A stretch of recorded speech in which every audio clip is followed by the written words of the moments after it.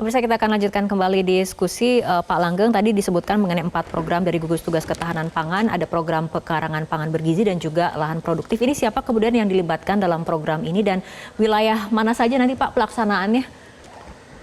Untuk program 1 yaitu pekarangan pangan bergizi, teknisnya itu Kapolres menugaskan satu desa satu polisi. Kemudian untuk capaian target yaitu satu polsek menunjuk satu desa percontohan. Dipastikan selama 6 bulan ke depan terwujud. Yaitu bagaimana kebutuhan pangan rumah tangga terpenuhi indikatornya di desa tersebut. Yang kedua, bahan baku makan bergizi gratis dapat dipenuhi dari desa percontohan ini. Kemudian polisi hadir sebagai penggerak. Menggerakkan semua komponen yang ada di desa tersebut. Itu kolaborasi, kerjasama dengan kepala desa, kemudian menggerakkan kelompok tani dan kelompok wanita tani. Yang selanjutnya bersama dengan PPL dan semua unsur yang terkait, bahkan dalam hal ini Polri bisa mengajak, yaitu unsur bisnis misalkan, untuk peduli bersama-sama untuk mendukung program pekarangan makanan bergizi. Sehingga dalam hal ini, dalam mendukung misalkan untuk terkait dengan alat mesin pertanian, hortikultural, termasuk juga peternakan perikanan, ini bisa juga ada dari pihak unsur bisnis untuk membantu juga. Dan dalam hal ini Polri melakukan mengfasilitasi.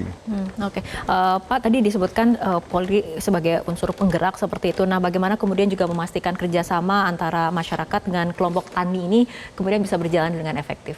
Untuk dalam hal ini, gugus tugas Polri mendukung ketahanan pangan memiliki aplikasi. Dan aplikasi gugus tugas Polri mendukung ketahanan pangan.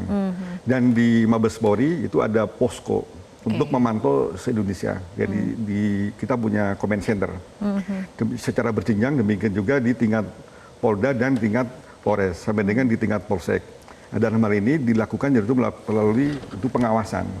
Pengawasan ini melalui aplikasi.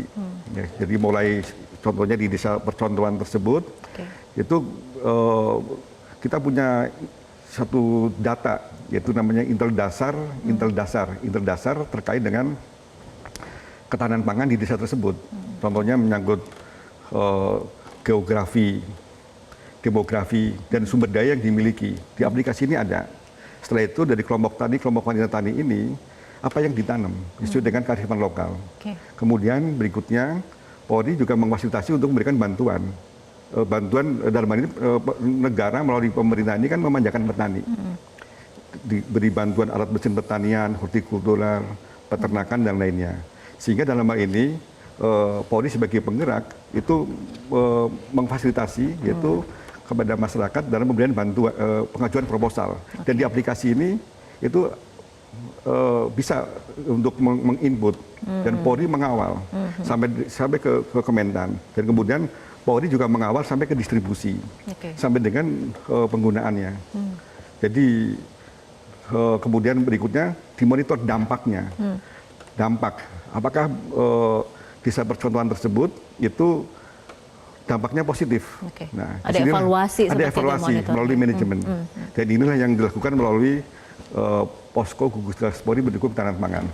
Baik, saya akan kembali ke Pak Kurniawan terkait mengenai ketahanan pangan yang tadi sudah banyak dijelaskan oleh Pak Langgeng. Tapi bagaimana kemudian meningkatkan produktivitas pertanian kita? Bagaimana dengan teknologi pertanian yang sudah kita miliki? Apakah sudah mumpuni, Pak?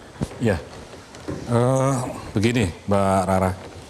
Jadi terkait dengan tidak lanjut daripada program Presiden Prabowo tadi itu, Pak Menteri Pertanian ini sudah membuat beberapa program gitu ya, terkait dengan pencapaian ataupun mendukung tercapainya ketahanan pangan gitu. Ada beberapa program yang sudah ditetapkan oleh Pak Menteri Pertanian. Salah satu diantaranya adalah yang pertama terkait dengan program swasembada pangan nasional. Nah, yang kedua terkait dengan program pengembangan komoditas ekspor strategis. Yang ketiga, programnya beliau terkait dengan peningkatan produksi susu, daging untuk pangan bergizi. Kemudian yang keempat nanti bersinggungan sama beliau program pekarangan pangan bergizi, dan yang kelima adalah program mandiri energi B50 terkonversi menjadi B100 kalau nggak salah Mbak Rara. Nah kemudian terkait dengan program yang pertama, yaitu program swasembada pangan nasional, tentunya untuk meningkatkan ini semuanya kita melaksanakannya dengan cara-cara ekstensifikasi dan intensifikasi tentunya. Jadi untuk kegiatan yang mengarah kepada strategi ekstensifikasi, kita memperluas areal persawahan. Tentunya ini memerlukan lahan-lahan yang perlu untuk dijadikan sawah. Nah, Pak Menteri Pertanian juga sudah melaksanakan strategi untuk mencetak 3 juta lahan. 3 juta lahan persawahan untuk ekstensifikasi. Gitu. Kemudian untuk kegiatan yang mengarah kepada intensifikasi pertanian, ini dilakukan dengan cara-cara ya harus didukung ataupun kita mengembangkan benih yang unggul, kemudian didukung oleh pupuk yang baik, kemudian didukung oleh alat-alat sarana pertanian yang bagus dan modern, kemudian didukung oleh yang paling penting ini revitalisasi irigasi karena padi ini yang paling pokok membutuhkan air seperti itu. Jelajahi cara baru mendapatkan informasi. Download Metro TV Extend sekarang.